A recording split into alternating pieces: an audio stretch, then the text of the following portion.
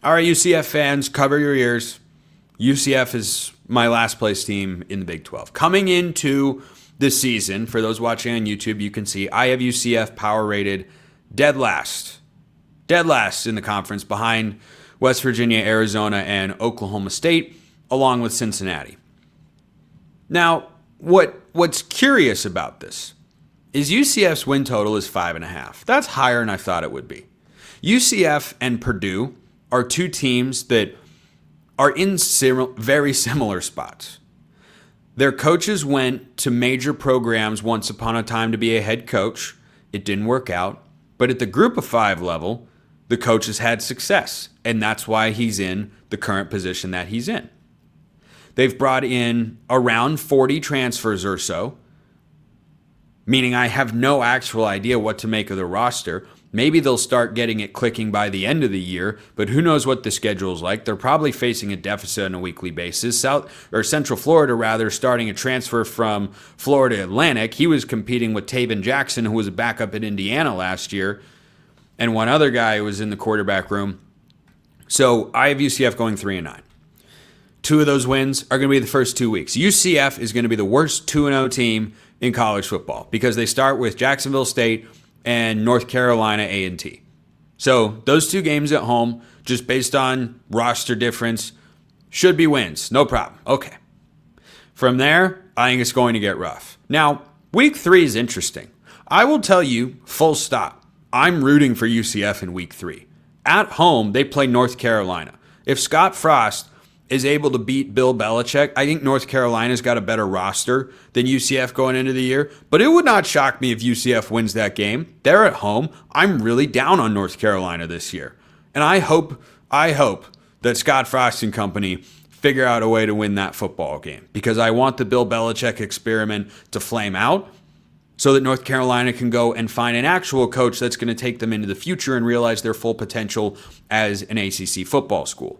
So I think they'll lose to North Carolina, but I could see them winning. They'll have a couple of tune-ups. They'll be confident. Fans will be riding high. I mean, sure, why not? Why not? I might change my mind on that prediction going into the game.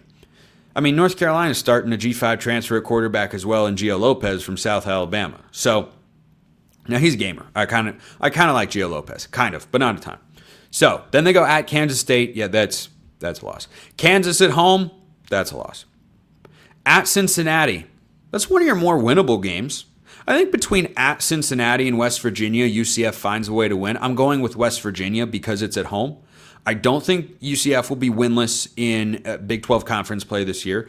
West Virginia is in a similar spot. First-year head coach. It's a tear-down rebuild. They're just looking to have that one iconic win, that one moment that makes you go, oh, okay, we got something. Oh, okay, this feels really good, and with a good offseason and a recruiting class or two to get incorporated and some portal success, we'll be able to go and get the program on an upward trajectory. That's all UCF and West Virginia are looking for this year. So when they play each other, it's a smaller version of that. So then they go on the road, play Baylor, loss. Houston at home, I like Houston this year. Connor Wegman and company, I like the Cougs. I do. That's a loss. At Texas Tech, never in a million years will I pick UCF to win at Texas Tech. I don't even know what would have to happen this year for me to think UCF could go to Lubbock and beat the Red Raiders. I don't know. I don't know if there's anything within reason that could take place that would make me think that. Oklahoma State at home, I think the Cowboys are a bounce-back team. At BYU, they're not winning at LaVell Edwards Stadium. I've got 3-9 with the potential for 4-8. I don't know why the win total is 5.5. So that does give me pause. Obviously, I'm on here roasting UCF, and they're not any good, and all this sort of stuff. It doesn't mean the program long-term is going to just completely stink. The 5.5 win total, it makes me think. It should be lower than that. It really should. UCF was a disappointing team last year. I thought with Gus Malzahn, I think I had them 8-4, 9-3. They had KJ Jefferson, who had won games in the SEC at quarterback. They should have had a great running game, and I mean, they often did with RJ Harvey, but they didn't put it all together enough, and now they've gone in a different direction. I understand why they did all of that, but when you have these massive portal classes, there's just an element that I can't get behind. And either Vegas knows something that I don't know. I mean, the schedule all in all is not that hard. Like that could be what's rooted in the 5.5 win total, according to our friends at FanDuel. I would take that under every day of the week. That and North Carolina, two of my favorite unders of the year. North Carolina at 7.5, even with an easy schedule. I take the under there. But yeah, you've got Kansas State, you've got Texas Tech, but you don't have Utah, you don't have Arizona State, you don't have Iowa State. I mean, it could be worse. It could be worse. And there are so many winnable games on here for UCF in theory compared to matchups that I just don't think they're going to be able to get over the hump with this year. I mean, you talk about at Texas Tech, at Baylor, at BYU at the end of the year, once Bear Bachmeier will be 11 games into his BYU career, presuming he stays healthy, at Kansas State. Like, those are ones I'm just going, okay, no, that's not happening. But I mean, Houston is a team I want to like. Maybe they're not quite ready. You got them at home. West Virginia is in the exact same position as you. You got them at home. Oklahoma State, what if they're just as bad as last year? I don't think they will be, but you've got them at home. And North Carolina is a team that gives you an interesting non-conference matchup in a battle of first-year head coaches where I don't think North Carolina is very good. They did lose a couple key guys in the portal this offseason from their defense, and Amari Campbell and Bo Atkinson. Now, they bring over Kamari House, the linebacker transfer. I think that fills the Amari Campbell void at that particular spot. But I mean, I don't know how Belichick's going to work coaching college kids. It's a lot different than the NFL. He's never done it before. He'll only be a few games in. I think he'll already have a loss on the schedule to TCU at that point. So, you know, props to North Carolina for having a pair of Big 12 teams in his non-conference slate. Of course, I was talking about that earlier on today's show. But yeah, I think UCF is 3-9, maybe 4, but I lean 3-9. Alex Grinch is their defensive coordinator. I don't know what Scott Frost is thinking.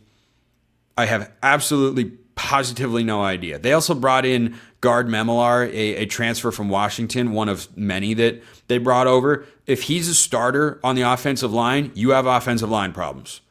That's just a recipe to not be good. Alex Grinch, I never thought I would see the day. I thought we had seen enough. If the Oklahoma tenure wasn't enough, which it wasn't for Lincoln Riley, how is his time at USC not enough? Even the aura of Alex Grinch got up to Madison, Wisconsin, where he was a defensive analyst last year. I don't know why. And they missed a bowl game for the first time in 20 some odd years. Like, I just can't understand it.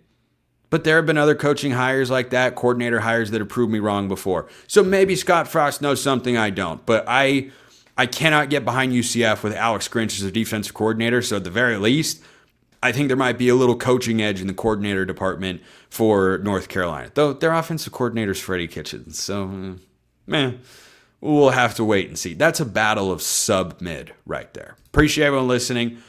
I will see you next time. Until then, hope you all have a wonderful rest of your day and enjoy the football.